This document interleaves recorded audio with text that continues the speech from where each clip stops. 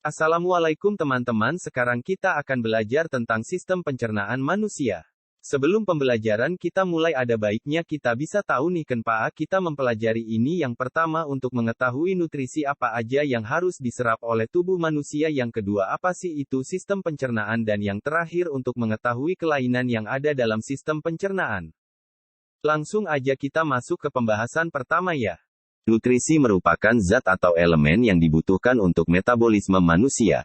Contoh karbohidrat ada umbi dan kentang, protein susu dan telur, lemak ada alpukat dan mentega ditambah dengan air dan mineral. Mari kita bahas tentang sistem pencernaan manusia.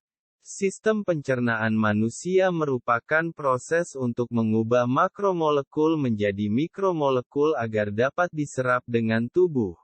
Apa itu makro dan mikromolekul? Makromolekul merupakan makanan yang memiliki volume yang besar dan berukuran besar, sedangkan mikromolekul sebaliknya, yaitu makanan yang memiliki volume yang lebih kecil dan ukuran yang lebih kecil dibanding dengan makro, sehingga lebih dimudahkan untuk diserap oleh tubuh. Contohnya karbohidrat, yang merupakan salah satu contoh dari makromolekul, yang nantinya akan diubah menjadi mikromolekul, yaitu menjadi glukosa agar lebih mudah diserap. Contoh lainnya yaitu protein, yang akan diubah menjadi asam amino dan lemak, setelahnya akan diubah menjadi asam lemak dan gliserol dan menjadi bahan-bahan makanan yang mudah diserap oleh tubuh. Selanjutnya, sistem pencernaan manusia. Sistem pencernaan manusia itu terdiri menjadi dua bagian, yang pertama yaitu saluran pencernaan, dan yang kedua yaitu kelenjar pencernaan. Yang dimaksud dari pencernaan adalah saluran yang dilalui oleh makanan, sedangkan kelenjar maks pencernaan adalah organ yang menghasilkan enzim untuk membantu mencerna makanan dalam saluran pencernaan itu sendiri, dimulai dari mulut, kerongkongan, lambung, usus halus, usus besar, sampai dengan anus, sedangkan kelenjar pencernaan terdapat di mulut, lambung, usus halus, pankreas, dan hati. Yang dibahas selanjutnya adalah mulut. Mulut itu sendiri terdiri menjadi tiga bagian. Yang pertama ada gigi, kelenjar ludah, dan lidah. Yang pertama dari anggota mulut adalah gigi. Gigi memiliki fungsi untuk memotong dan mengoyak makanan menjadi lebih halus agar mudah untuk dicerna oleh tubuh. Proses ini dinamakan juga sebagai pencernaan mekanik, atau bisa disederhanakan, yaitu mengubah makanan yang berukuran besar menjadi lebih kecil. Yang kedua adalah kelenjar saliva atau air ludah. Kelenjar saliva atau kelenjar air ludah ini memiliki enzim di dalamnya, dan memiliki fungsi sendiri seperti enzim petialin atau amilase untuk mengubah amilum menjadi maltosa. Dengan begitu, karena dalam tahap ini dibantu dengan enzim, maka pencernaannya disebut juga dengan pencernaan kimiawi. Yang terakhir adalah dari anggota mulut adalah lidah. Lidah memiliki fungsi untuk mengubah makanan menjadi lebih lunak. Makanan menjadi lembek atau lunak dan dibentuk bulat disebut bolus.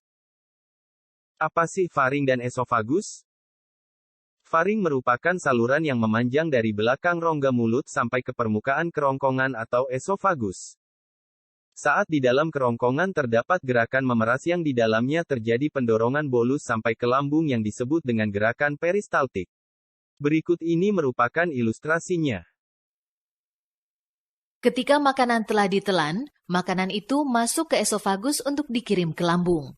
Pergerakan makanan dalam esofagus untuk mencapai lambung membutuhkan 4-10 detik. Makanan dapat bergerak di dalam esofagus dibantu oleh pergerakan otot esofagus.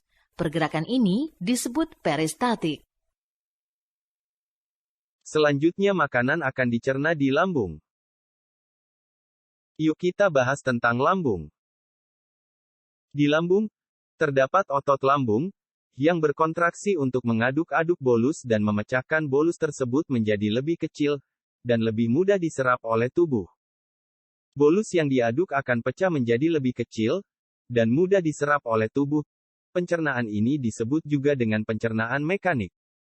Selain pencernaan mekanik di lambung juga terdapat pencernaan kimiawi yang di dalamnya terdapat getah lambung yang terdiri dari HCl, pepsin, dan renin. HCl di sini memiliki fungsi untuk membunuh kuman yang terdapat pada makanan. Kemudian enzim pepsin, yang memiliki fungsi untuk mengubah protein menjadi pepton, dan enzim renin berfungsi untuk mengendapkan protein susu. Nah, karena ini, pencernaan yang terdapat di lambung terjadi dalam dua proses, yaitu mekanik dan kimiawi. Makanan yang sudah dicerna akan menuju ke usus halus untuk diserap nutrisinya. Sekarang mari kita bahas tentang usus halus. Usus halus ini terdiri dari 3 bagian. Yang pertama ada duodenum atau bisa disebut juga usus 12 jari, kemudian ada jejunum atau usus tengah, dan yang terakhir ada ilem atau usus penyerapan. Duodenum ini terhubung dengan saluran pankreas dan empedu. Mari kita lihat tentang pankreas dan kantung empedu. Pankreas ini memiliki 3 enzim. 3 enzim ini adalah enzim tripsin, amilase, dan lipase. Enzim tripsin berfungsi untuk memecah pepton menjadi asam amino. Enzim amilase berfungsi untuk memecah amilum menjadi maltosa.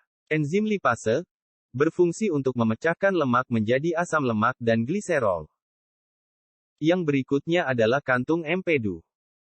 Kantung empedu menghasilkan getah empedu. Getah empedu ini diproduksi di hati, yang nantinya berfungsi untuk mengemusikan lemak agar mudah dicerna oleh enzim.